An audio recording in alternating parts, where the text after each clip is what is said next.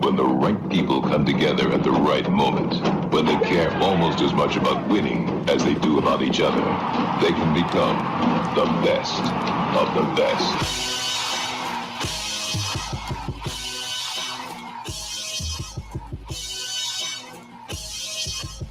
Welcome to the Good Soccer Show, the best soccer show in the whole world. Here we go! It's the best soccer show. Jason Davis, Jared DuBois. For the final time in 2021, we are live on a Sunday evening here to talk about American soccer and everything we've lived through, including USA 1, Bosnia-Herzegovina 0 in Everything Carson, we've California. lived through, including the newlywed game we did before this. Do we all make it? I didn't know, if we were what the continuity thing was. I didn't know if we were going to reference that we've already done it. I didn't know if we were going to pretend like it was happening later. I didn't know what you can film things out of order. Jared, you're a Hollywood guy. You know this. You film things out of order. There might be some callbacks. So we have I want to feel free to. So just to set the stage, immediately before this show, yourself, me, Nikki Soup and Salad, and all of our wives, hosted by Morgan, did the Newlywed Show. Yes. And I'm not going to spoil who won. Okay, we won't say who won. No. But if you want to see multiple men almost get hit by their wives, do you want to join the Patreon and watch? It's an hour long. Was it an hour? It was exactly an hour. It was exactly an hour, basically. Yeah, we got an hour in. It was fun. You're right. It was that thing you can expect. We're like, I can't believe you didn't know that. Exactly what that is. But don't say anything about the winner. It would throw the betting markets completely out of whack. Gambling is a big part of life now in America. So people are laying down cash on which couple took home the prize. Yeah, that's a thing we lived through. I mentioned USA 1, Bosnia-Herzegovina 0 in Carson in front of how many people, Jared? Because I feel like I could have counted them individually. It was an interesting thing because I couldn't tell you for sure. First of all, my backyard, LA, I didn't go. Yeah. Didn't go. You didn't go to your backyard. You didn't even turn around and go out the back door to get to your backyard. You didn't even try. You didn't even make the effort. What does that say? There was a lot of things that didn't try in that stadium that night. I was just one of them. Okay, so I couldn't tell you for sure. Here's my experience watching it. Okay, I mean you don't have to share yours, but this is mine. But mine was at a Christmas party. Okay. Outdoors. Okay. They have a big 70-inch TV outside. I'm the guy that took the holiday Christmas card photos, revolving photos of all the different people's Christmas cards off the TV and put the U.S. game on at the party, not at my house. That's a good move, though. I watched it. I watched the game, but with no sound. So imagine how hard that is when you can barely recognize anyone that's on the field anyway because you're not used to seeing them, and then having no sound. It's who's number 19? What is that? I was also at a Christmas gathering, a friend's Christmas gathering. There was a couple of couples. Obviously, Mr. Thiago was there, star of the show. There were some dogs running around. Game starts. I'm like, oh, the game's starting. I got to put it on. The people there don't have cable. They don't have FS1. I've got to stream it or cast it from my phone to their TV, and there's a delay. And then I keep losing my connection. I got to refresh everything, and I'm watching. And just like you, I'm kind of having a conversation, turning back to look at the TV, and I'm like, I don't know who that is. Who just made that pass? I have no idea who that is. And I think that's okay. Look, there's a certain segment of the U.S. men's national team fan base who are reacting poorly to that performance. And there's a certain segment that are really into those players, or some of them anyway, and are disappointed with the lineup that Greg Berhalter chose. But I'm going to tell you right now, if you didn't get something huge out of that game, that's on you, man. What would you expect that to be? And I've seen so many, I can't believe they put in that performance, and oh my God, is this so? Soccer America's headline after that was something like, "This cow stout on the future of the national team." Is this you first? You just get here? This is your first time at one of these? Come on. This is what we're doing. Can we not overreact time? Camp Candy Cane, okay, as we're calling it. Camp Candy Cane is about this. And you got a bunch of dudes that have never played on a field together that probably haven't played a meaningful game in at least a month, and it was disorganized, no chemistry, and that's kind of what you expect. So what you're looking for is individual performances. You're Yeah, not which looking is- for a which team is- performance. Even that is hard. I get it, though. And I've said this before, okay? I've said this a million times. I'm going to repeat myself. And you don't have to buy it if you don't want to. But I think it's a reasonable thing to try to sell.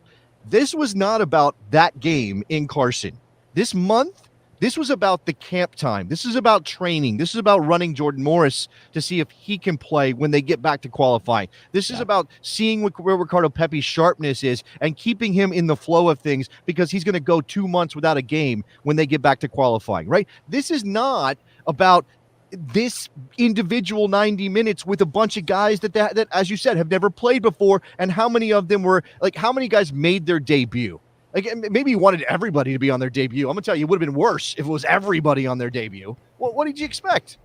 I don't know. For me, I'll say this. I think the lineup was fairly to be expected.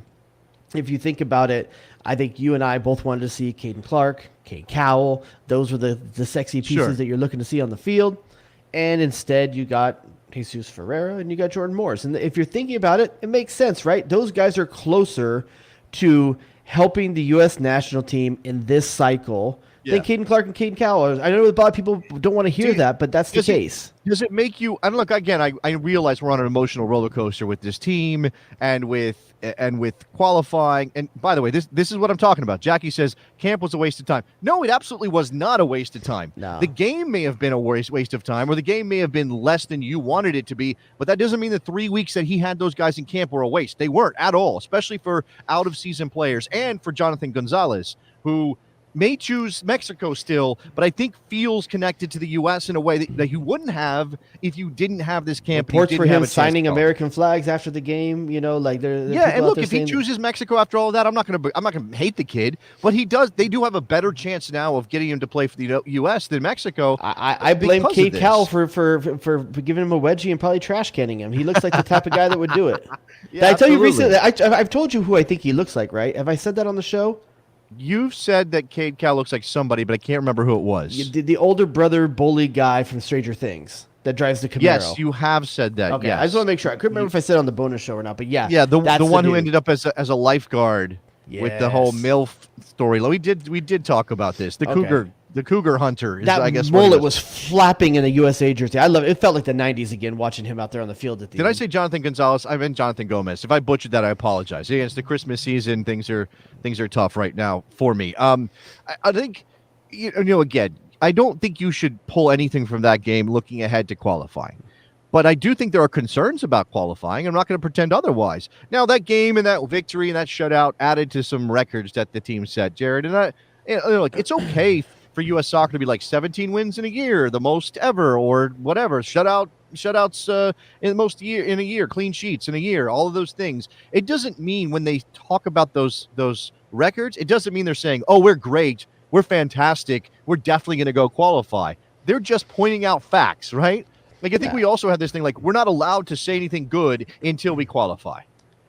No, I mean, listen, you can, if there's an X amount of shutouts, okay, there's X amount of shutouts. It's up for you to decide what the context you personally want to put on those numbers, but the numbers are the numbers. And by the numbers, statistically, as much as people don't want to hear it, Greg Berhalter put down one of the best years on U.S. men's national team record. You may not feel like it. You might not feel like it, but statistically, he did. And so now you can decide what that means to you personally, listener out there, but for me, I think he's living up to what he's been hired to do. Granted, his job isn't done. It's not close to being done yet. No. But this camp was about seeing what can he get from a few select players over 4 games left to play, 5 games left to play? 6. There are 6 games left. Excuse me, 6 games left. For 6 games left to play, you saw that Ricardo Pepi might not be able to finish from 3 yards out. You saw that Walker Zimmerman, newsflash, is fantastic in the air. You found that out, okay? Yeah, we knew that already, yeah. But outside of that, I don't know how much you learned. I think you saw a few select minutes. Jonathan Gomez looks like he can contribute. We didn't get to see a lot of it. I thought that Cole Bassett was a changer when he came in the game. Obviously, he got the goal, even leading up to that goal in that sequence, there's a guy who put his head right in the middle of 2 defenders to keep that ball alive. That was Bassett as well. That came out to Gomez for the return shot. He did really well. I would have liked Ricardo Pepi to finish his chance and feel better about things if he had. I would have liked Jordan Morris to be better picking a corner out with that header. would feel better about everything. I mean, I don't know. But again, it's not like any of these guys. I mean, the lineup, except for Walker Zimmerman, right? Is there another guy, and Pepe, because we don't have any depth at that position at all. Is there anybody else that you're like, man, I'm so upset he didn't play well? Matt Turner, whatever. He's in goal in a game where it's like that, you don't judge him on that. But Brooks Lennon probably won't appear for the United States in 2022. I would be very shocked if he does. Henry Kessler, who, is a shit stirrer and is physical, and I like some things about him. Your question was, is there someone I wish had done better that could feature? No, that was your question? I'm saying, is there anybody who didn't play well that you're like, oh my God, that sucks, he didn't play well. I was so hoping that he was going to be a guy for us, or he's going to be important next year and he didn't show well, and now I have to judge him based on this performance in this game. I'm going to say yes to one name, and I'm going to say George Bello, because okay, all right. I feel like he's been consistently overwhelming on the international stage, and he keeps getting look, and not just in friendlies and Camp Candy Cane, in World Cup qualifiers. Yeah, well, that's a depth problem. There is that. There's that. Now, Sam Vines is having a great season out in Anderlecht. He's having a great season out there. I think maybe he finally started playing. Yes, absolutely, yes. Yeah. So and look, maybe George Bello isn't a big deal. And Joe Scally is still an option on the left if you need to bring him in. And he'll be in season when we get to the January and February qualifiers. That's the thing. This camp is a little bit about Morris and Pepe. I guess Ferreira, if you consider him a part of the pool. Bello, obviously, he didn't show well, but Zimmerman. These guys staying in rhythm a little bit now before a January camp, which will be extended for the out of season guys going into qualifiers. Because again, I do worry about that. I don't worry about the performance in this game with a group that did not play together at all before this, but I do worry about certain individual players staying sharp. And I don't know. I mean, again, if you want to take negatives away from the performance of Pepe because he missed a sitter, good. I guess not just a sitter though. It's just like I don't feel that he's dangerous enough. I don't know, man. And first of all, I want to correct myself. Antwerp, not Anderlecht, on Sam Vines. But for Ricardo Pepe, yeah, how dare you, sir? How dare you? Sometimes European names start with A. I don't know. So what I will say about Pepe is, and I know he's not the guy that's necessarily going to make his own shot. So he's very service dependent, and I get that the components around him were not as good as they would be at the normal world qualifying cycle level. But he's also not playing a full-strength Bosnia team either. No. I mean, this is a team that you would like to see him be able to put something up against, especially when Brooks Lennon, by the way, put the ball into him on his feet. Okay, I suppose. And he's got his boy and Jesus Ferreira out there with him. Like, you would want to see something from this. You got Luchi Gonzalez on the sideline. You got Jesus Ferreira and Ricardo Pepe. This is the trio that did good things in MLS. The only good things Dallas did this year was up front, and he could have put it together against Bosnia. And I want to pull things back and look a little deeper, because I don't like to have a knee-jerk reaction. But I will say, I think the initial reaction when you see that there's a red card 5 minutes from halftime, and they don't play well enough in the second half, they get the goal from Bassett, but they don't play well enough to really take advantage of that, then, it does bother me a little bit. It would be nice to have a confidence-building kind of thing. But again, the confidence I'm taking away from this team's performance wouldn't matter at all for Pulisic and McKennie and Adams and Miles Robinson, and it wouldn't, right? It doesn't feed into that. What's a letdown is Greg Berhalter has a chance to go out in a game that's at home against a team that you should potentially push on, and puts a very defensive midfield out there. Like Kellen Acosta and Johnny Cardoso? Come on. Okay. Are we still going to have the conversation like Kellen Acosta's at 8? Are we going to have that conversation? Yeah, well, yeah, we all know he's not. And that's why I was surprised. I'm not sure what Berhalter wanted to learn about this game when he puts that midfield out there. So you want to go back to the team selection and talk about the names he called up in the first place? That's certainly something to debate there. Although I don't know if there's a lot of better options. I mean, particularly when we're talking about Major League Soccer, and you would prefer young over old, right? You prefer players we haven't seen than players we know a lot about. And look, Jackson Ewell played in this game. Do I need to see Jackson Ewell anymore? No, probably not. But I think, whatever. Berhalter likes his ability to, on the ball or something. Zardes, I'm fine with Zardes because he needs to be in the rotation somehow. But did you really want to see Austin Trust? Okay, so we talked about Clark and Cowell. Those two players are going to play in the forward line, so they're not the midfielders you're looking for. They're not the droids you're looking for, and they're not the midfielders you're looking for. Who else is there? Taylor Booth. Taylor Booth is maybe the one name, because everybody talked about the camp that Taylor Booth. But again, Taylor Booth is a Bayern Munich 2 player, and I don't know what that means for whether he would even be useful next year. in a senior rotation, right? I don't think know. there's three names that didn't get off the bench that I'm really disappointed in that. That's Clark, Che, and Booth.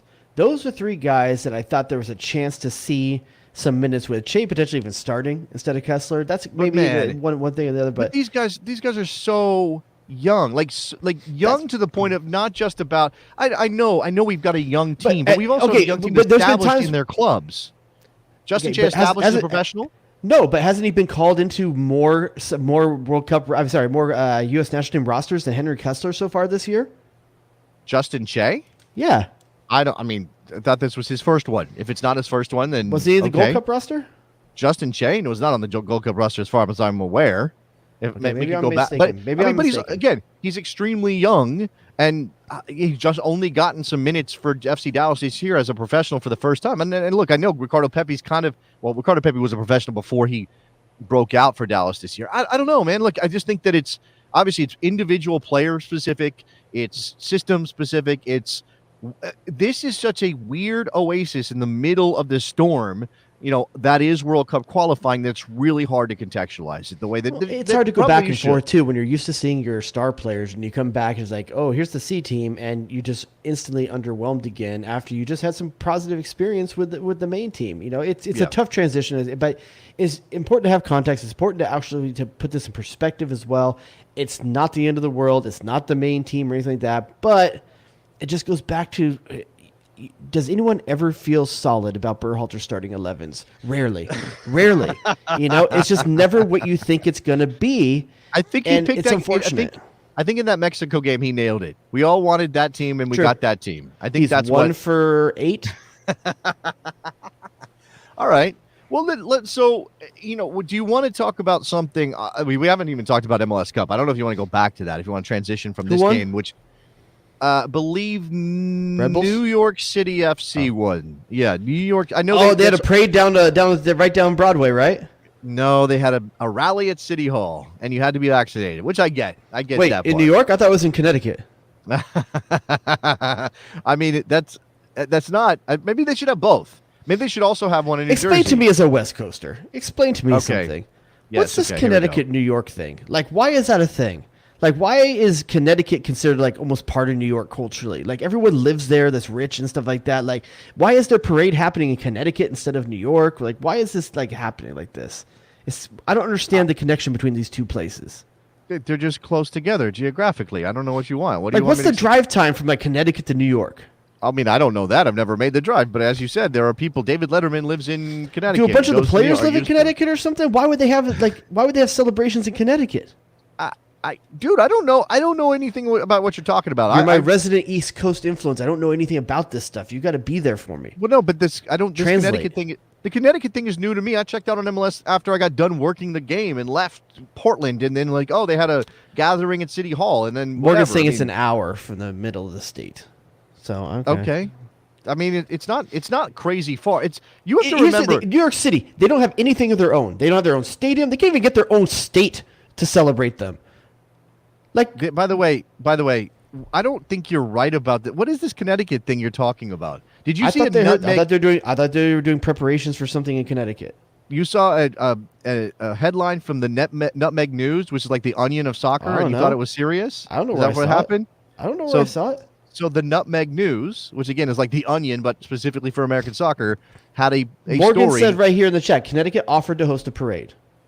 Oh, okay. Well, I didn't. Don't try to assassinate my character saying I read the Onion. No, but it's it'd be hilarious if you did take that seriously, though. You fell for a fake headline. That would be amazing if you did that.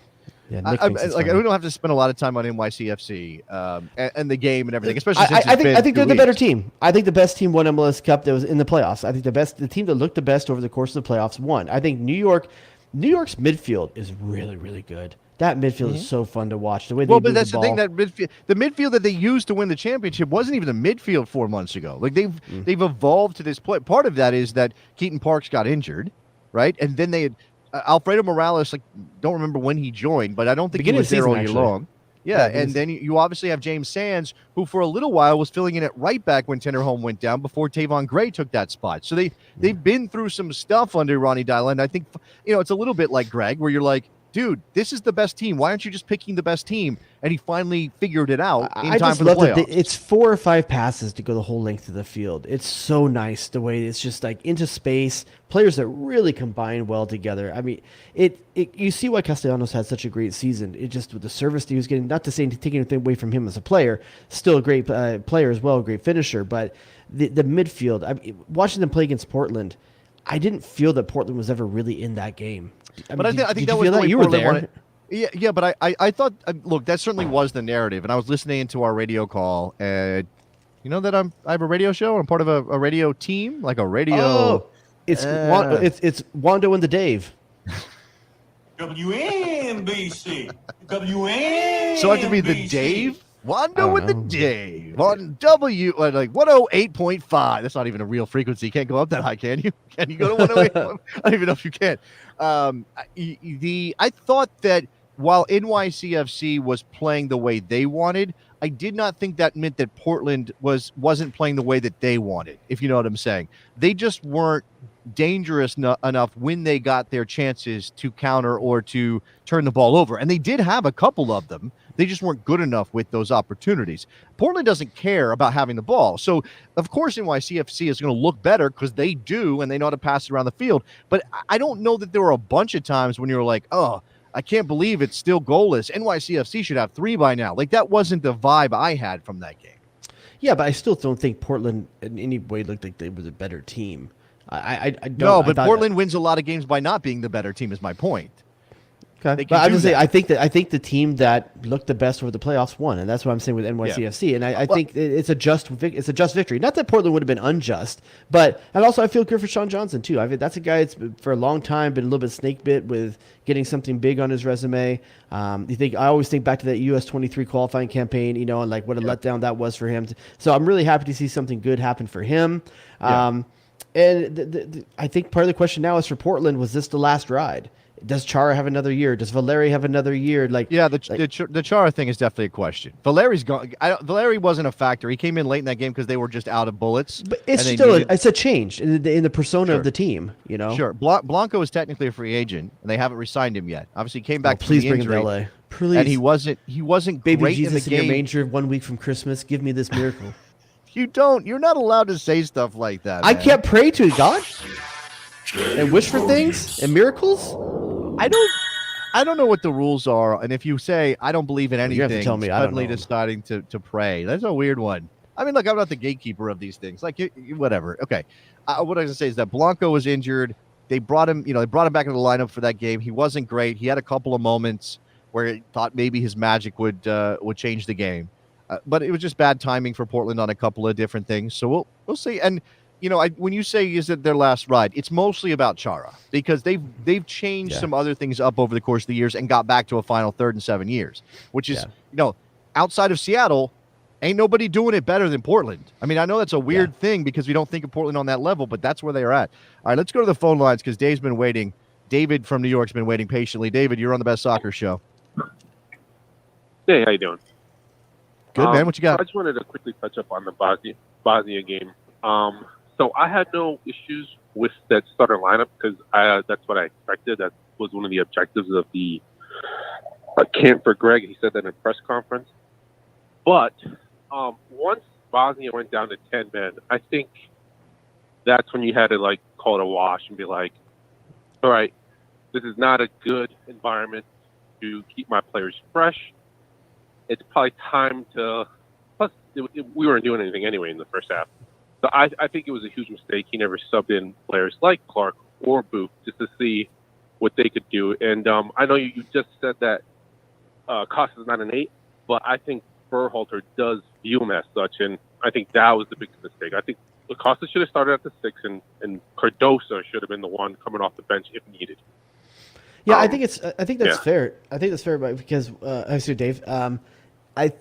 One of the things I found myself thinking as I was watching that game is, especially when Bosnia went down a man, is that missing that Musa player, there's no one to break a line anywhere in that midfield. And when you have a team that's bunkered in like that, you need to have a guy that can win a one-on-one battle and unbalance that bunkered in defense. And I just didn't see that player on the field, especially in a midfield that's playing basically 2 6s. I mean, how much work do you expect Christian Roldan to do? And so at that point, I really expected coming out of halftime with that card coming so close to the end of halftime, I expected to see a change in an offensive manner for someone that could actually take someone on one-on-one. But when you look down the lineup here, that player's not really there, at least not as a true midfielder. Well, you could put someone like a Caden Clark in there or a Cade Cowell in there and go to a 4-4-2 maybe and get something somehow get him on the field. But I just don't see that player on the field to break that line, and that's unfortunate because you see, and I get what Berhalter's trying to do.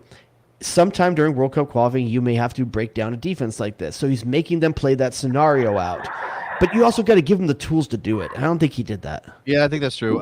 Billy USMNT, Braxton Erickson was supposed to be on the roster, wasn't due to the playoffs. Wonder if he could have been that 8. He's certainly the most creative player. Yeah. If he was on this list, he'd be the most creative player on the list by a mile. I mean, as a potential midfielder, obviously Clark and Cal's not creative as much as an athletic weapon up top.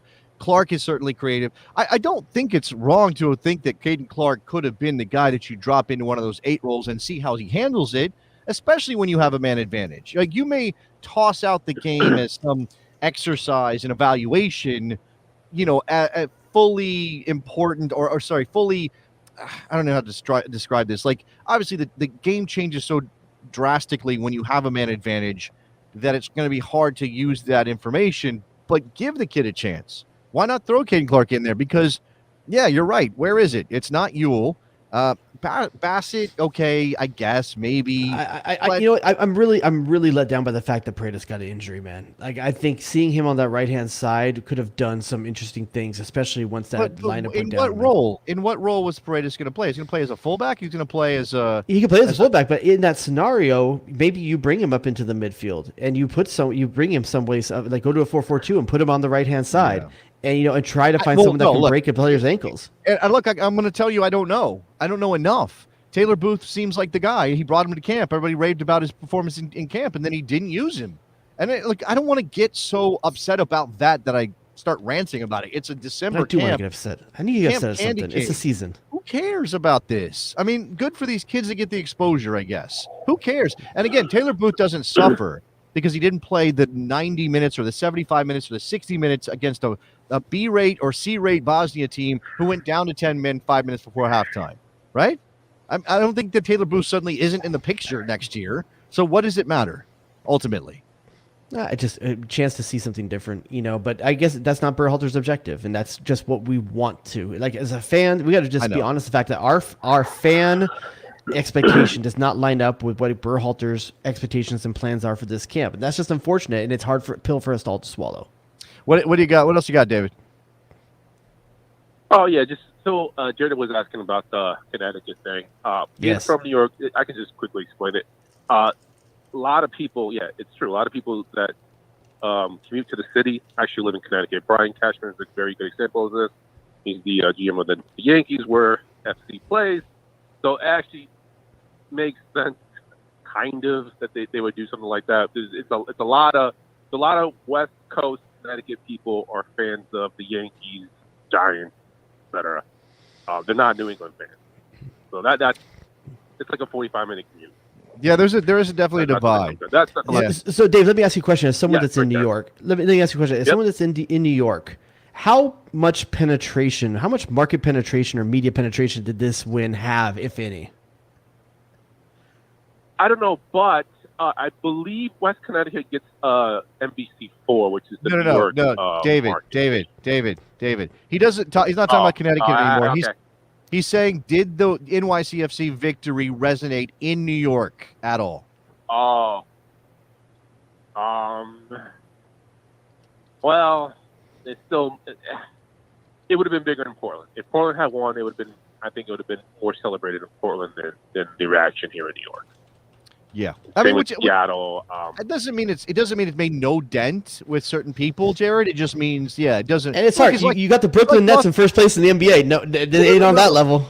but you know exactly what this is, because if the Galaxy win a championship and the Lakers are decent, or there's a football team in town, or USC is good, nobody cares about the Galaxy winning a championship, do they? Whoa. Nobody. I mean, you care. Soccer fans care. I'll say this: but- Galaxy championships have actually done pretty well. Not Lakers level. I would say competing with Clippers.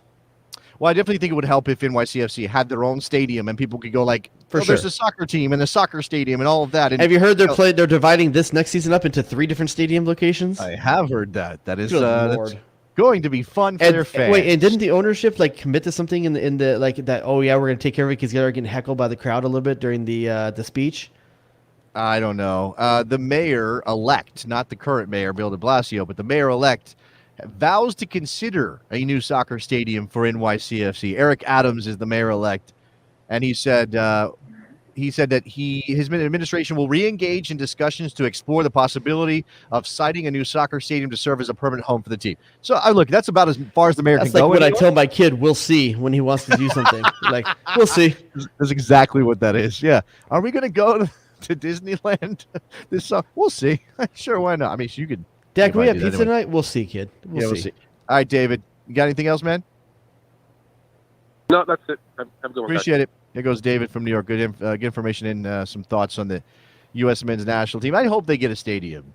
I really do. I don't know that this is going Me to help. too, but I hope. because this is awkward as shit, man.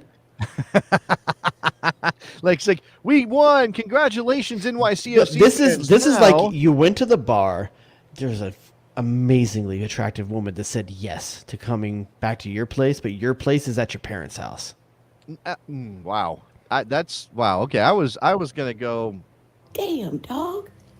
I was gonna say this is kind of like when you're a kid and you're playing youth club soccer, or you're playing little league baseball or something, and you don't know where like the games move around. You have multiple fields where the games could be, and you have to check the schedule like where's our game going to be this weekend, Dad? And then you have to go and look, or there's a phone tree. Remember the phone tree? Is there an NYCFC like minivan that they all like take to each one? That's funny. An Who's Aerostar? Yeah, exactly. They got to all pile in so they can get to the right stadium, or the right stadium for their games. I guess I'll say this though. Castellanos is a handsome ass man. That's a handsome man. You like the hair? You like the hair? No, listen. It is more flair than what I can deal with, but a handsome man. Okay, And I'll say fair this: enough. his tattoo work. I enjoy his tattoo. I don't usually like tattoo work. Sometimes I think it's overdone. I like the back / neck tattoo he has on the back. I think it suits Interesting. him. You know what I saw? I would today? rock it. In the wild on a woman. Not that would really matter that much, but you know what I saw in the wild on a woman? I saw a jaw tattoo. It was like writing that went down her jaw. She had What did other it say? It was tattoos like on the Lord of the Rings, like Elvish or something. It was in a cursive. That So I wait, could not you're telling me read. that this lady, more Uh-huh. power to her, Oh, chose wait. a tattoo that makes her look like she has a chin strap. Kind of. I think you can also reason out that in these pandemic times, if I can see that she has a jaw tattoo, she ain't wearing a mask either. So not That goes I'm a fan together. It of seems that. like chin tattoo and no non-mask wearing would go together. Yeah, I think that's probably makes sense. What do you think? I don't know. No mask and tramp stamp go together? Not necessarily. Okay. A lot of women had wild times in their early 20s and then grew up to be, reasonably together adults and chose to. I know we have got kids. callers. I shouldn't be talking about back tattoos. You did bring up something that's interesting because somebody's, I don't know where it was. I was out of pocket quite a bit the last week. It's why we didn't have a show last week, because I was between trips. But somebody said we should rank MLS teams by the most handsome. Did you see that suggestion out there somewhere? I think it may have been Morgan actually. Morgan may have been the one who said that. Man. Actually, Off the top of your head, what's the first team that comes to your mind? the most handsome Major League Soccer team. Way to not go off the top of your head. Yeah, I don't have a top of my head. I don't say like to have to picture people in order to do that. It's not Miami. They have Gonzalo Higuain. Wow. I don't. This is hard for me to say. It might be LAFC. It No, might be never mind. LA? Latif Blessing's on that team. Never mind. Hold on. Let me see. No, come on. One It could guy be Galaxy. ruined- I mean, but not anymore though. Sebastian Leget's moved on. That's really hit our bottom line. And Jonah Dos Santos, who's also a handsome man. He's a And handsome Daniel man as Steres is well. a decent looking. We lost 3 handsome men. at the Galaxy Yeah, side. yeah. Well, I mean, that Greg doesn't like competition. What can you say? They weren't sexy on the field. That's the problem. Okay, let's talk to Graham from Indy, who wants to change our topic a little bit, which we're definitely down for. Graham, you're on the Best Soccer Show. Hey guys, happy holidays. I just want to talk about one of my favorite moments from the past year for the men's national team, and that was Christian Pulisic and his man in the mirror goal that got us Dos a 0 against Mexico. I don't have that And, shirt on. I had a little quiz for you guys. Oh, Yes. I I had a love little quiz games. for you guys. I didn't know if you guys knew that, but that put him in the top 10 all-time men's national team goal scorers. So right now he's tied for 9th with 3 other USMNT legends, and I wanted to see if you could tell me who those other 3 are. They're tied with him at 17 goals. Okay, now I may have seen this list in the last couple God dang weeks it. Of course you did. because I do a radio show and it's called This is like Research. our bonus here. show all over again. It's called Research, my friend. Where Nick asked you to name career years for Wondolowski and Charlie Davies, 2 guys you do shows with, and like, how am I supposed to compete with that? Okay, I'm pretty sure I'm gonna go 1. You can pick it. Why don't you let me go first since you know the answers? It's good. I got- Okay, that's true. I got That's true. hints Go if you ahead. guys need them too. Okay, ahead, I'm going to throw one out there first. I'm going to say Eddie Johnson. Incorrect. He is higher than Pulisic by okay. 2 goals. Okay, so I get a guess now. Or you want to try again? Go for it. I think Michael Bradley is one of them. Correct. That's good. He could either be a striker with not as many caps or a midfielder with a lot of caps. That's kind of where he's at 17 Yeah. goals. So that's an Yeah. interesting number there. So I'm going to go with Josh Wolf. Ooh, interesting. Incorrect. He has lower. Dang it. Josh Wolf has less than 17 goals, fewer than 17 goals. Yep. Okay. He has 9 goals. Oh wow. Wow, that's it. I'm I'll give you guys a hint. One player last scored his goal on October 11, 2008 in World Cup qualifying. And the other player last scored his goal in July 2003 in the Gold Cup. Okay, I think I know what one of them is then. okay. Go ahead. Brian Your guess. Ching. Incorrect on Brian Ching. He has 11 goals. I'm gonna say Kobe Jones. That's closer. He has 15. He's still lower. Oh, sorry. Was it 2008? What was the other guy? What was his year? 2003 Gold Cup. 2003 Gold Cup. Yeah. So that's Costa kind of Rica. that's got to be kind of an old timer then. I think. I have a thought. I had a. Yeah, Nicky Soup and Salad for the win. How about Brian McBride? That seems low 17 for him. goals. Incorrect. No. Brian McBride has 30 goals. Oh, that 30 wasn't even goals. close. All right, That's so why I don't- thinking back to the 2003, who would be that? Joe Max Moore. You keep going striker. I don't know if that's the move. Close. He has 24 goals. God He's dang in 6th place. Okay. My next guess is Ernie Stewart. Correct. Yeah. Dang it. That's 2. Baby. All right, so that's the 2. 2003. 2003. So I get to the 2008. Okay, so Twelman was playing World in Cup 2008. I don't think he qualifying. got 17 goals. World Cup qualifying 2008. That's a Oh, Bob what about? team. Okay, hold on. I'm thinking It's a maybe. Bob team. Did he get 17 goals? I'm not sure if he got 17 goals. Can I give you? This is not a hint, but can I tell you? There's a piece of information that might help you. 2008. So the World Cup was 2010. That's a Bob team. 2008 would have been the earlier rounds, not the Hex. Yeah. So keep that in mind. So someone that was aging out probably at that point. Who would have been aging out at that point before the 2010 World Cup? Claudio Reyna? Incorrect. What? I don't even know how many goals Claudio He had. He has 8. 8. Okay. Yeah, Claudio was So not a goal Gio's halfway scoring to his guy. dad.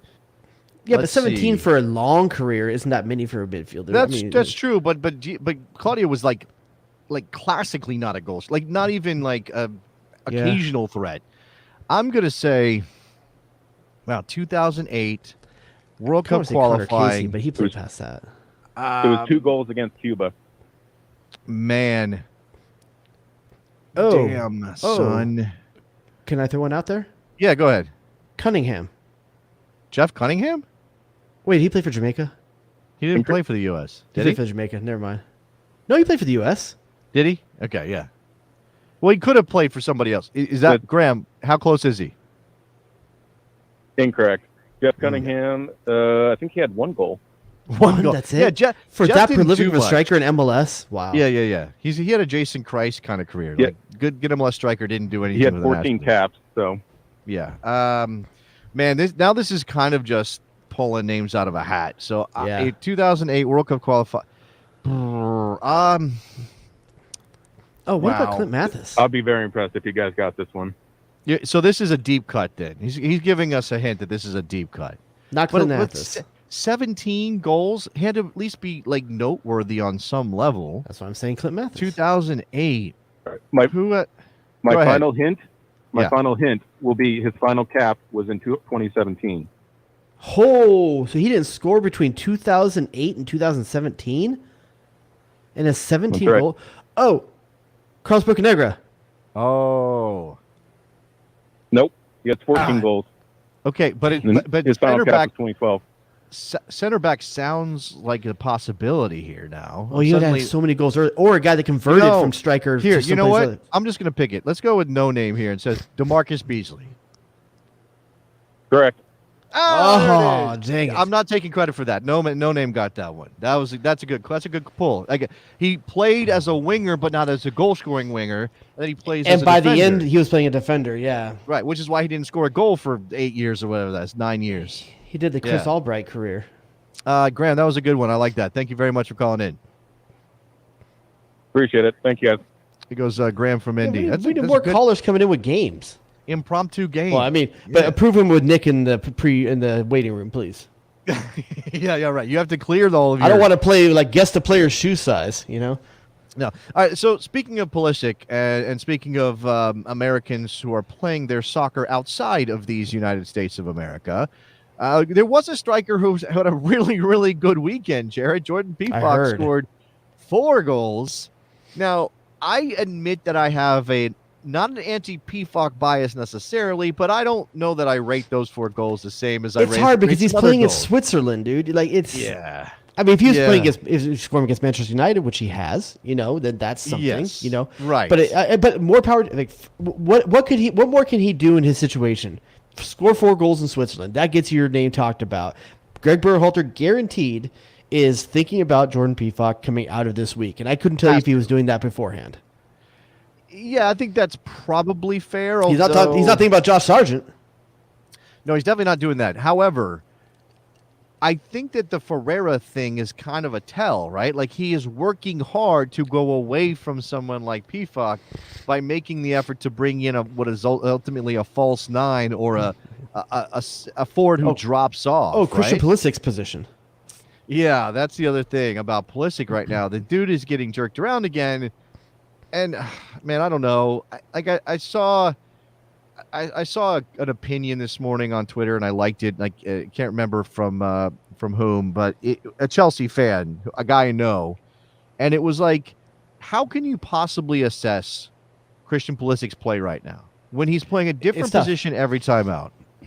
And listen, I think he's doing fairly well from that false 9. That first half at Chelsea, like him and Mount were looking fantastic. I think there's a lot of good movement from him, but he's not necessarily going to be the guy that's going to be on the end of the goals when you're playing that false 9, unless the ball comes back swinging back in from the outside and he's made a good late run. It's a tough position. But what I'm going to choose to judge Pulisic by is when he's playing the false 9, is Chelsea scoring and are they winning? If they are, then he's potentially doing his job. But it is weird not to see him in isolation scenarios where you normally think of him. Yeah, that's the thing. Like, I give the kid credit for putting in the shift if he's being asked to do it. And, clearly there's got to be some training that leads into that and that kind of thing.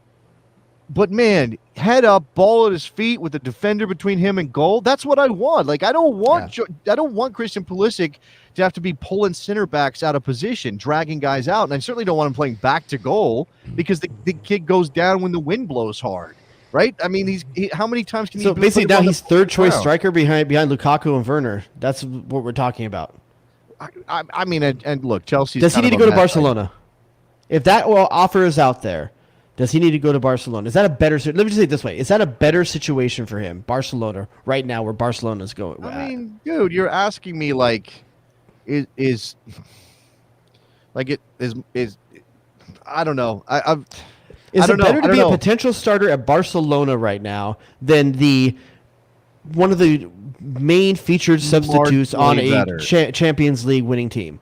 Marginally better. It's marginally better. Although For a U.S. national team fan, I think it's better. You're getting minutes. Yeah, but Barcelona's such a mess, man. Like You're only playing 3 teams that matter. No, but Barcelona is a mess, and that's like.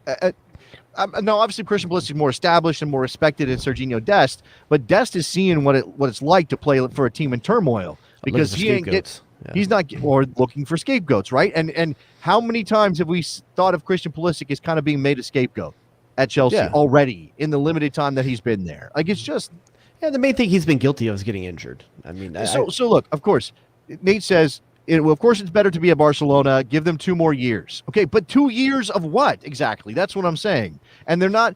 Look, maybe it doesn't matter as much if you're playing a lot that you're not in the Champions League. But to go from a Champions League winner and a team that's likely to be in the Champions League again next, well, they have to be because they won, but likely to be in the Champions League pretty consistently, to a team that may take a little while to get back there and is now in the Europa League. That's not. And especially in a team that's in the Europa League where every single fan of that team thinks that is an absolute disaster. They're not like, yay, let's go win the Europa League. Who are we, Sevilla? No, they're calling this crap because it is for them. Part of me thinks that Christian Pulisic is going to have a better playing in Spain where the defense is softer, and the ball movement is better. I think potentially that's a cool move for Christian Pulisic. I think it benefits his style of play. Dude's getting beaten up in the Premier League. He's getting beaten up. Yeah, and people are saying he's soft. It's not that much he's soft. He gets fouled consistently because he takes guys on and beats them. And they call the game differently in England. And it means, thanks to Nick, by the way, Nicholas, who's reminding us that the protocol issues in England. And they've canceled a bunch of games, and we definitely have to throw that in. I mean, it's not like Pulisic is playing as a 9 because they think he's the great option there. It's because they have to play him as a 9. They won with Havertz at the 9, and it was Ziyech was the one that's actually playing that game, not Havertz. Never mind. I mean, again, but they have a lot of attackers, but they have 2 9s. And one of them's not even really a classic 9 in Werner. So you're again, if you're Tuchel, Lukaku's our classic center forward. But we have to have a plan B. Well, our plan B is Werner, but if Werner's not available, then where do we turn? They're missing Giroud right now. Play Rudiger as a center forward. I'd love to see it. Let's just do that and see what goes on there. In terms of what Pulisic needs to do, I don't know that there's a good option because Chelsea's not going to recoup their fee on him if they sell him in January. I just don't see that happening. They got a Champions League out of it. I mean, that's part of it. I mean, he scored in the semifinal. Like, it's not like they haven't had any kind of return on their investment non-monetarily, I guess that's something. I know that there is, there's kind of this hesitation and that inferiority complex thing that kicks in as an American soccer fan, where any move that takes him away from a Champions League winner and a team that's nominally challenging for the Premier League, all things have separated a little bit now, but that makes it feel like a step down, right? Like there's not a lot of places he can go where it's not going to feel like a step down. And that kind of bothers me because, of course, I want him to be playing at the highest possible level because he's our best American player, right? Yeah, I mean, if you told me right now, hey, Christian Pulisic can go to West Ham, go. Like, literally 5th place in the Premier League on a team where you could actually get significant minutes and be a big part of what they're doing. I'm not married to him being at Chelsea. It's great to get the rings and like trophies and stuff like that because they could do that there. West Ham's not going to give that to him, but right now, I want him to play a lot and feature and be an important part of something. He's not an important part of Chelsea. No, that's and that again. Other than jersey sales. Well, I don't know. Did you see the pawn shop thing? The Pawn Stars? The Pawn Stars. Like, there's a thing where a guy takes a frame. With the guy named Chumley or whatever. Is that what you're talking about? The Vegas thing? Yeah, I think it was in the Slack this weekend. They literally have a frame signed Christian Pulisic jersey, and they say, and this the guy at the Pawn Stars is like, yeah, he's like the LeBron James of soccer, right? Like, it's that thing, dude, and it's so cringy. It's so cringy when they talk. Yeah, he's like Messi, and they've all these putting all these names. Like, it was like, Jesus. Oh god, oh, it's rough to watch. Oh, it's so cringy. Oh man, and probably intentionally cringy too. The producers are like, yeah, we gotta let this happen because also playing well, Mark McKenzie, who deserves a mention. I mean, again, has not necessarily been that that convincing with the national team in some spots, but clearly is a player who's still growing and learning. And in and out of the player. lineups over the last season for the Gang. And Man of the match this weekend, correctly? If he establishes himself, then absolutely, we're talking about another center back option or another legitimate. And he is really. I mean, he kind of already is there. Yeah. I don't want to suggest that he. Let's not lie to ourselves though. Walker Zimmerman has stolen a spot. Walker Zimmerman has stolen a spot from. Well, when you go back to the Nations League or Gold Cup, I can't remember which one. Unfeatured. Like there was times where Walker Zimmerman was one of the only guys not featured. Jared, Walker Zimmerman is only where he is because he was a late addition to a roster when there was an injury. He wasn't even supposed to be in that qualifying roster when he made his star turn and became a guy that we're now like, okay, yeah, it's him and Miles. And by the way, I know that is something that is hard for a lot of people, that a couple of MLS guys might be the best center back pairing we have. Now, nobody would account for John Brooks falling off a cliff with his form and being dropped by Wolfsburg and completely, and his relationship with that Berhalter vindicates Berhalter. Well, it's pretty clear that something went down between them, and Berhalter has left him out, probably because of some shenanigans or some attitude or off the field stuff. Ooh. And it also happened to coincide with Brooks just not playing very well, and then again getting dropped by Wolfsburg. Did you see the pick your poison that Nikki and Morgan want us to do right here? No, you want to do a pick your poison? You going to give it to me? What is it? All right, I'm gonna give it to you. All right, yeah. Who would you rather take, a healthy Aaron Long or a current informed Walker Zimmerman? Wow. And let's assume Miles Robinson is your other center back. If I got Miles, then I'm taking Walker Zimmerman. I agree, man. And that's weird. I'm a big Aaron Long fan, but what Aaron Long does is very similar to what Miles Robinson does. So, man, you think about the strengths. I think Walker Zimmerman in the air. I think Walker Zimmerman is better in the air. I think he reads the game better than Aaron Long does, and I think that he is a better passer than Aaron Long is. And you think he's a better passer than Aaron Long? I don't know. I think he's a better passer than Aaron Long is. I mean, it's okay, fine. I don't think there's a giant difference then if you're going to say that Aaron Long's a better passer. But I want to say one thing that Aaron Long does very well, and this is also Miles Robinson thing, is advances the ball too. If there's space in front of the back four, he takes Aaron the ball, Long can take that into space and actually do something with it. And I think that's something that Walker Zimmerman's never going to come off that back line and do something like that. But I kind of like that in a defender. And look, this is also what you're saying. That what Nicholas is pointing out, that you can't, like a Long Robinson combination, again, too similar, maybe not sharing the responsibilities the way that you want two players who do different things well. Again, Miles isn't going to be the guy to go win the ball in the air, but he can be the guy who makes the recovery runs and makes the last ditch tackles, and obviously Walker Zimmerman may be a better option to have the ball at his feet. But as you said, there's some reasons that Long can help the attack by attacking space. How old do you think Walker Zimmerman is? 28. I believe he's Nicely 28. Done. How do you know these things? It's like this is what you do for a living. It's almost like that. Yeah. By the way, another man of the match performance worth pointing out, and I don't know what to make of this guy. He did come back into the national team in the last camp. Reggie Cannon apparently played very, very well in a win for Boa Vista. And did Dallas get paid? Is he allowed to play? Did that happen? Like, what happened there? By the way, is that how that works? Like, Boa Vista can't play him unless they pay for him? I don't know. I feel like there's a note that's not paid. They put a boot on the player, and then you can't use the player? They tie his laces together. You can play him, but Reggie. Felt bad for Reggie. I'm glad that he's back on the field. I hope he still gets a move in January. And this may be a shop window situation for Boa Vista a little bit. Like, get him on the field, get him some minutes so somebody will come in January and take him off their hands. And there's actually, January is going to be a lot. And this is our last show before the new year. And hopefully we'll get a chance to get back when things start kicking off in the marketplace. But January is going to be big for a couple of guys to get loan moves. There may even be, and I know there's a camp that starts, and the games are not very far into January, but there may be even a couple of MLS guys that you wouldn't expect to go on loan who are going to go on loan because it'll keep them in games and playing at that level as you go into qualifying. Because Major League Soccer is starting early, but I think you want these guys playing games if possible. Like, if it came down to Miles Robinson, who's apparently there's no offers. Atlanta says nobody's talked to us about Miles. How's that possible? I think it's bullshit.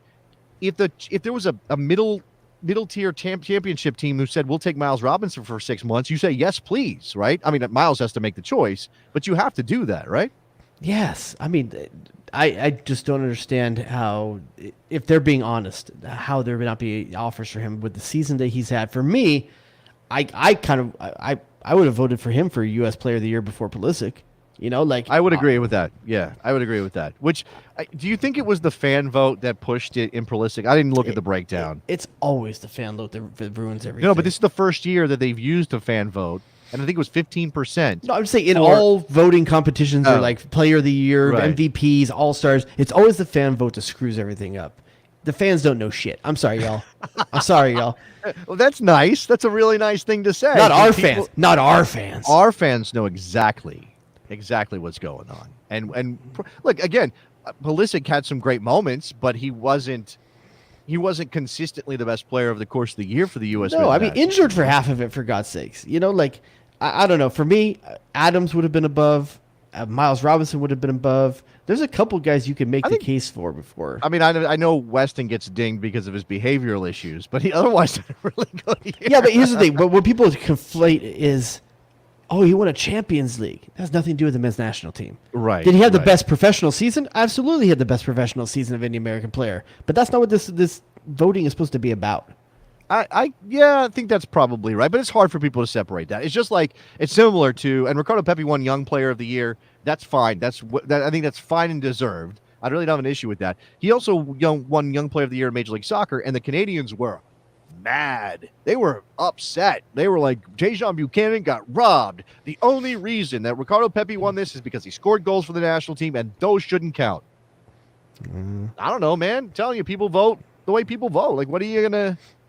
What are you gonna do? I'm sorry. Like, a lot of people are gonna be like, "Who's Tejan Buchanan?" Sorry, it's just that's literally. He doesn't have a media machine pushing his name around like Pepe does. Are you ready for like a month of Canadians talking trash? Because it's coming. Yes, because it sounds funny. I think don't their tweets come up in calligraphy? No, I think they come in block letters, and then they're always like tagged like most. I just picture all their players looking like characters from Letterkenny. You know, like oh my god, that's the best. They all come on the field with spit jars. It's definitely the best thing to come out of Canada since I don't know, since Kids in the Hall, maybe. Letterkenny, like it's up there. That's like Pantheon level stuff. I would say Ryan Reynolds is between those two things. So I forgot about Ryan Reynolds. I forgot about that guy doing that. And thing. speaking of Ryan Reynolds, you may want to listen to the bonus show of the Newlywed Game. Speaking of Ryan Reynolds, and he bought a team in Wales. You know about this, right? With Wrexham. I've been watching a lot of their YouTube stuff. It's fun. There's a little bit of fear that this is really just a content machine for them because they're making behind the scenes stuff and all that stuff. And do they really care? I think they want the team to be successful, but obviously they have an ulterior motive. Do you think the Wrexham cans care? No. Well, that's what I'm saying. Like, as long as it doesn't hurt Wrexham and they're putting money into the team where there wasn't money before, who cares from a Wrexham point of view? However, there was an article. This makes me think about this. An article at the Washington Post. Jared, there is a group of people, and this includes the general manager, the president of the 76ers. I can't remember the games, guys, Daryl Morey or something like that. There's a group of people. This is so 2021. They want to buy a club in the English pyramid, and they want to fund that club through the sale of NFTs. And they want to use cryptocurrency to do, I don't know what the hell. And look, okay, some of that is a little inaccessible to me, and maybe that's why I'm going to poo-poo some of it. But come on, it's like Mad Libs for technology and soccer. It's so dumb to me. Like, we're gonna sell NFTs based on the culture of the club, and that's how we're gonna fund the team up to the Premier League. Is that possible? Possible? Let me throw something out there. This is ridiculous. Let's just have some fun for a second, okay? Let's say Ryan Reynolds and why am I blinking? Rob McElhenney. Let's say that they got a show to sell. You know, they got a team to try to move up a couple divisions, and that's gonna be great. How pissy would U.S. soccer fan base be if these guys threw so much money at Christian Pulisic that he goes and plays for Wrexham? How ridiculous would that be? Okay, so the question what would the number have to be? Well, so Nicholas Murray would be our resource on this, and I think he's talking about Wrexham here. They stole our leading scorer from Cambridge United from last season, put him on big money for non-league soccer because Wrexham is not even in the football league at this point, right? They're in the conference, whatever. Yeah. I don't know, and Nicholas can tell me this, whether there are rules on how much you can spend, because the championship doesn't have a salary cap. Not exactly, but there's something in place. You can't spend dumb money, basically. You can't just spend money to the extreme. Like, you have to have some guideposts on the money you spend. So if money is no object, to get Christian Pulisic to play at Wrexham, we're talking, I don't know, $50 million a year. Let's go at this differently. I'm going to start saying U.S. men's national team pool players. Okay. You stop me when I get to one that potentially might play for Wrexham. Okay. I'm ready for this one. Christian Pulisic. Right. No. Okay. Tyler Adams. No. Okay. John Brooks. No. Too German. Okay. Let's start having some fun. Sebastian Lletget. I'm going to say yes. And part of that is that he is old enough. You get Becky G in the trade. So, well, I mean, that was hilarious when they're like, oh, New England's getting Becky G out of the deal with the Galaxy. She's big in California. I want to just let you know that. I know she's big. I know she's huge. I don't know what the market for her is in New England necessarily. No. But yeah, sure. Widen your horizons on that. I think he might do something. I mean, if the money was good enough for him, he might do it. And part of that is there is also the content thing. And he is with somebody who knows all about entertainment. Why wouldn't he want to try to be part of what Reynolds and McElhenney? I mean, if you can get in with Reynolds and McElhenney, man, you might be doing stuff after soccer. That was the name to me. That was like, okay, this is where the conversation turns a little bit. Because at this point, he's what, 29, 30? Somewhere in that range? He's probably somewhere right around there. Do you know who they should sign up? And I don't know if I don't know. They should sign up Dax McCarty. Can't you picture Dax McCarty playing at Wrexham? Wrecking shins in non-league soccer. It'd be amazing. I would love it. Dax McCarty with those that would be fun. Yeah, that would be so fun. They could do like a post-game show with all three of them, like breaking it down. I would watch that. What about a return out of retirement of Tim Howard? Yeah, okay. I can see that too. He can play. He can goalkeeper for non-league soccer, right? Oh yeah, definitely. I mean, he played in the Get some eyeballs on it. Yeah, he played for that team he owns in Memphis 901. Yeah. And lastly, I don't know if you're going to be shocked by this information, because I did spend a couple days in Tampa this past week. Got to hang out with Morgan. Saw that. I was at the USL Winter Summit. Fantastic. Got to hang out with Nicholas Murray a little bit. See Nicholas Murray, very cool guy. Oh, nice. Very helpful while I was there doing my radio show, which you just found out about tonight. I can't believe you still didn't know about the radio show that I have. I was kind of sold on this trip. Oh yeah, maybe we think we can get some interviews, like Landon Donovan, coaching in the USL Championship, Tim Howard, owner in the USL Championship. Do you think either one of those people showed up to Tampa for the USL winter meetings? COVID, man. COVID. Oh yeah, I'm sure. Yeah, exactly. COVID kept them away. I had some good conversations. There were cool people there, but not Timmy Howard and Landon Donovan, not those guys. I saw you send down some people that I respect. Oh yeah, there were some good chats. I'm not gonna say it was a worthless trip. I'm just saying I didn't get Tim Howard or Landon Donovan, and I have interviewed. You got your IE right here, baby. I don't know why you need Landon Donovan. You got the IE. Yeah. Okay. All right. Let's see. Where were we at? What else you got before we get out of here? Any new business? I think that's about all I got, man. Anything to we should let people know for the holidays. This is gonna be our last show till after the holidays. Yeah, we'll pick back up. I'm going to. DeMarcus Beasley was there, by the way. That's a good word pointing out. Morgan. Oh, Morgan and I how got does to hang out jewelry with, look? How does jewelry look? Was he like super iced out? He was in a suit, no tie. He was not iced out. He bought me a drink. That I can now say that DeMarcus Beasley bought me a drink, which is cool. I got to get a chance to chat with him. Was it called the Jitterbug? He was drinking I think he was drinking vodka tonics. That's a manly drink. He was drinking vodka tonics, I think. No sweetness. That's just straight acetylene. Yeah. Yeah. There's some fuzzy I had myself memories. a nice Negroni this evening for myself. Yeah, I don't know what that is and why you're mentioning that around Marcus Beasley's name. Sounds inappropriate to me. Oh my God, Jesus! What? I don't know. So yes, this is our last show for 2021. I am going to Puerto Rico for a couple days. Jared's got family stuff, although he does not celebrate the birth of the Lord and Savior. He does gather with family and I Yule celebrate the some winter solstice and all pagan virtues that go with it. Yep, you dance around. What kind of mask do you guys wear? What is the no mask, just nudity at moonlight. nudity at midnight? I always get that mixed up. I always forget about that. Speaking of, quick, Morgan wants us to grade the U.S. men's national team performance for the year. So we're in its last show of the year. Mm-hmm. When you look back at the U.S. national team this year, what letter grade are you giving this team? Are minuses and pluses involved? Or are we going straight letters? Sure. Okay. I'm going to say B minus then. I was going to say straight B. I was going to say hard B. Okay. But listen, that's God. Now I think about it, that's so unfair. They won a Nations League. They won a Gold Cup. They're in second place in World Cup qualifying. How are we giving them this grade? They're in second place. You have to be in first place to have an A. You have to be in first place. Yeah, but also, the 1 point out from fourth. Where I blame it on Weston McKinney. It's all Weston McKinney. They have an A fault. if it wasn't for you, man. Yeah, but by the way, I'll give you some information after the show that might enlighten you on some of the things we talked about. All right, that's it. Patreon.com/thebestsoccershow. We probably won't be making anything extra for you. We do have the Newlywed Game, which will be posted up tonight. But the Slack is bumping. I will add people to the Slack over the vacation. So if you want to get in there and hang out with the besties, and I know that I missed the gift trade. I apologize to everybody. The Festivus for the best of us? I missed this. By the way, the best name, David, hooked it up. Fantastic name. Festivus for the best of us? So good.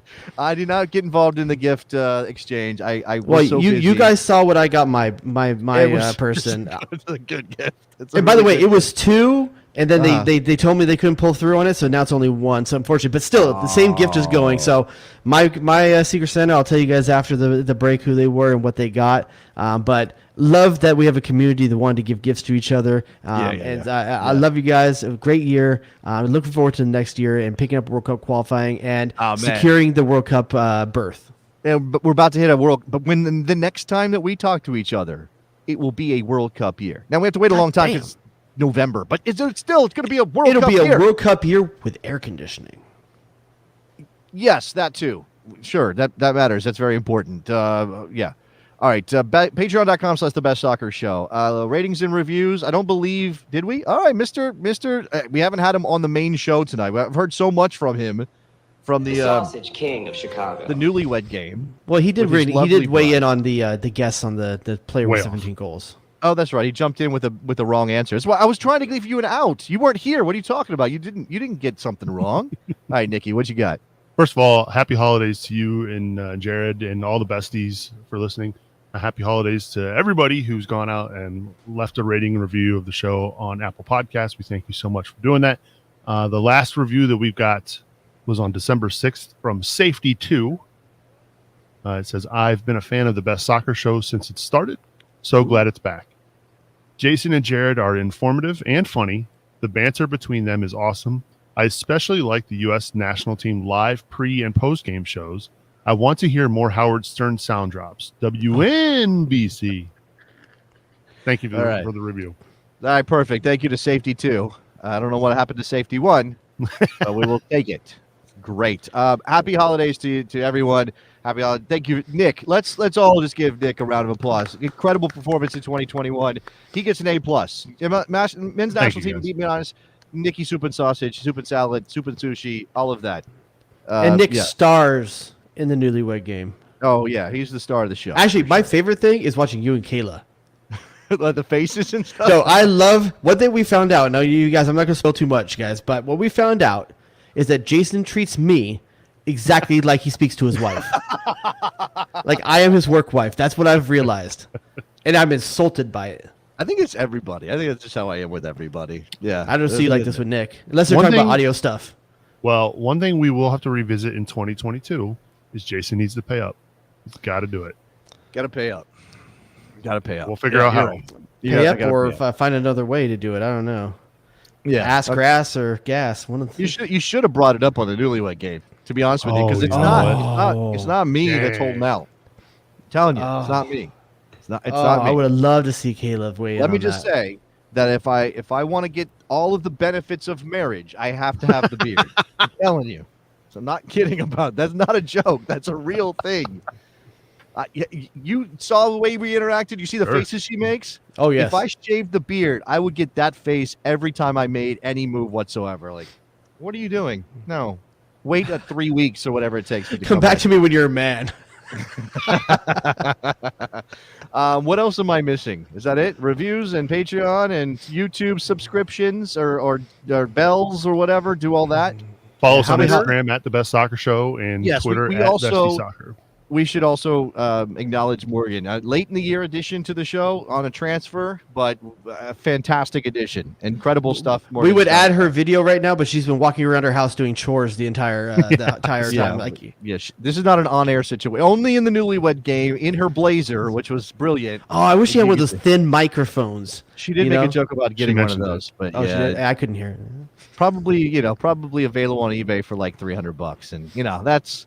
We got to bump Morgan's pay next year for that stuff to happen, I think, is what we got to do. So thank you to everybody who has helped us out all year long.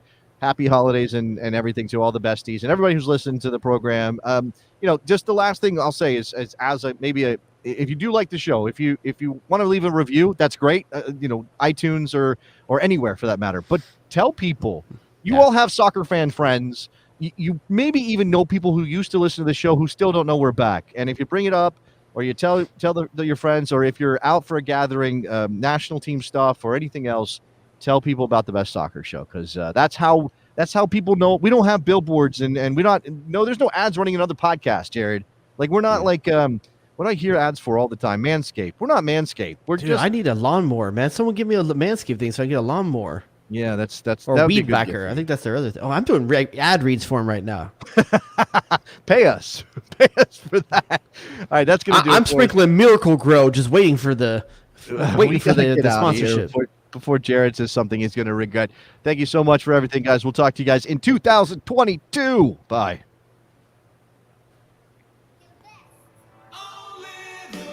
Danger zone! Damn, dog, that's in a pros. You shut your mouth when you're talking to me. You feel respect for the game then. It was that. Oh, here we go. Saucing them up. Hit him. What? Go to DEFCON 2. Oh, baby! You got to coordinate. Damn, dog, that's in a pros.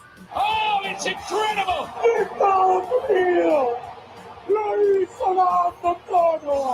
What are we doing? Michael freaking Arasco Fiscal. J. Rodeo.